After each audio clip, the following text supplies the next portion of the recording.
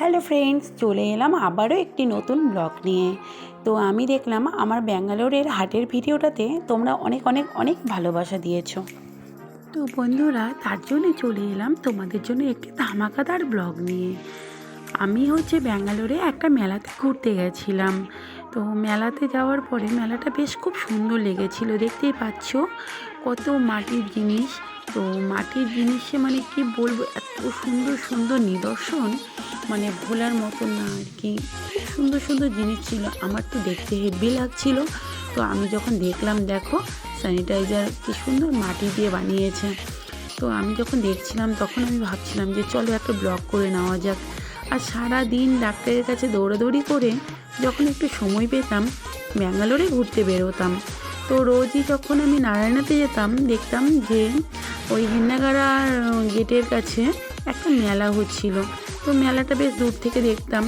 তো আমার সাথে যে ঋতু গেছিলো, আমার সাথে যায়নি, সরি, ওরাও গেছিলো চিকিৎসা করার জন্য। তো ওর সাথে দুজনে মিলে বেরিয়ে পড়লাম মেলা ঘুরতে। তো মেলাতে এসে সত্যি কথা মনটাই আমাদের চেঞ্জ হয়ে গেছিলো, বেশ ভালো লাগছিল ঘুরতে। তো আর এত সুন্দর সুন্দর জিনিস দেখে কার না ভালো লাগে বলো। তো কি বলবো তোমাদেরকে, তো সব কিছুই তোমাদের সাথে শেয়ার করতে চাইছিলাম। তার জন্যই আমি দেখাচ্ছিলাম যে দেখো মেলাতে কি কি ছিল। তো দেখতে পাচ্ছ ব্যাগ, এই ব্যাগটাই ঋতু নিয়েছিল। তো ব্যাগগুলো একটা ব্যাগ নেয়নি, সরি, 4-5টা ব্যাগ কিনেছিল। তো ব্যাগগুলো সত্যি সত্যি খুব সুন্দর ছিল। তো ব্যাগগুলোর দাম আমাদের ওয়েস্ট বেঙ্গলে যে ব্যাগের দাম হয় সেই ব্যাগের তুলনায় ওয়েস্ট বেঙ্গলে ধরো এগুলো আমরা 1000, 1100, 1200 করে কিনি। তো সেই তুলনায় ব্যাগগুলো 500 টাকা করে ছিল। তো ব্যাগগুলো সত্যি খুব সুন্দর ছিল।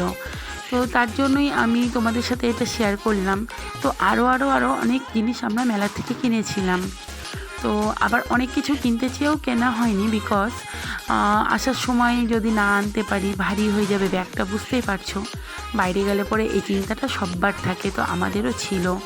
আর আমরা তো কোনো চিন্তা ভাবনা করে যাইনি যে এরকম মেলায় ঘুরবো বা কোথাও যাব। তো তার জন্য খুব একটা বেশি জিনিস যে আমরা সেটাও কেনাকাটি করিনি। আসছিলাম তো চিকিৎসা করতে, তাই না? তো সেটা চিন্তা মাথায় রেখে যেটুকু ঘুরছিলাম, খুব ভালো লাগছিল বন্ধুরা। তো চলো আমার সাথে সাথে তোমরাও একটু মেলাটা ঘুরে নাও।